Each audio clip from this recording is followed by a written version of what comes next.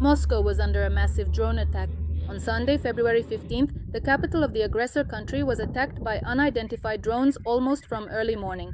This was reported by Russian Telegram channels. According to posts by Moscow Mayor Sergei Sobyanin, the attack on the capital began at around 11:40 and continued at least until 16:10.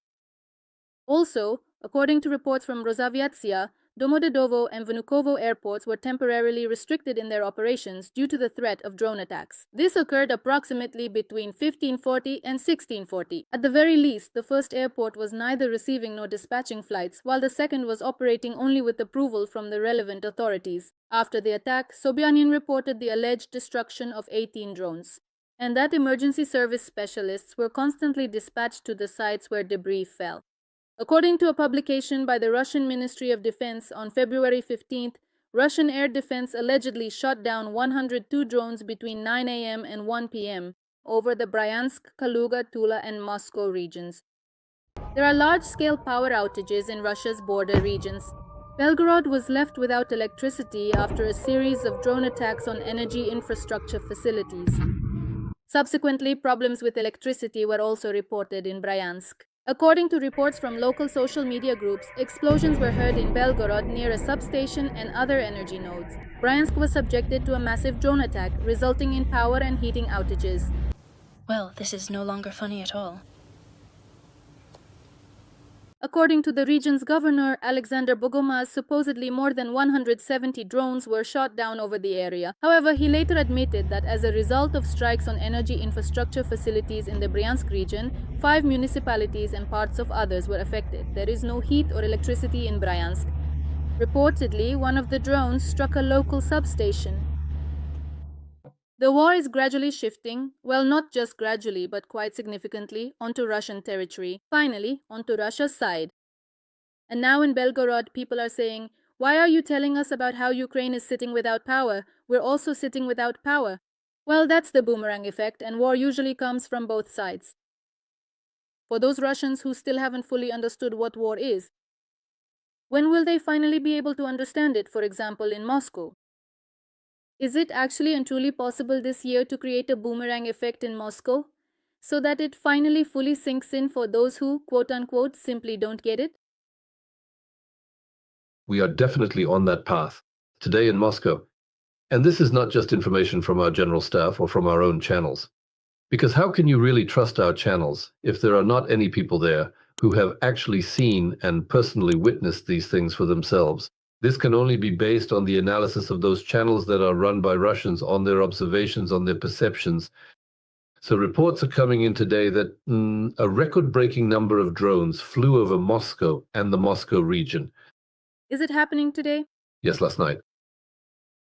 According to various estimates, between 100 and 170. Wow, that's something. At the same time, a lot also flew into the Bryansk region and a lot into the Belgorod region. And now the governor of the Belgorod region is already considered an enemy of the people and inconsistent there. Pavlik Morozov, because he criticizes the authorities there for the way they are oppressing him,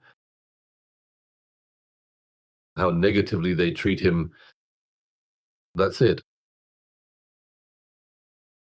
According to reports from Mayor Sergei Sobyanin himself, a total of approximately 20 unmanned drones were seen flying over the capital city of Moscow. You'd need Levitan's voice to announce something like that. According to the TASS report, 20 were flying. And they weren't just falling over Moscow, they were being shot down. They were shot down deliberately. I think permission was given to shoot them down. Of course, there were specific targets. The fact that there were known targets is certain. For example, a customs warehouse was hit and suddenly showed signs of secondary detonation. Something kept exploding there, over and over again. Interesting customs warehouse. What were they clearing through customs there? From the sounds, it was clear what had been cleared at the warehouse. And if you look at the impression Russians get from these drones flying overhead is horror and nightmare. Because when this flies over Ukrainians, that's considered normal.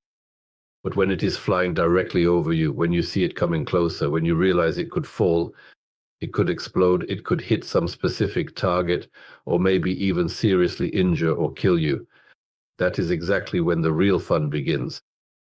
And today, Russians, I think not even all Russians, but specifically Muscovites, because this is about the Belgorod and Bryansk regions, they know very well what this is like.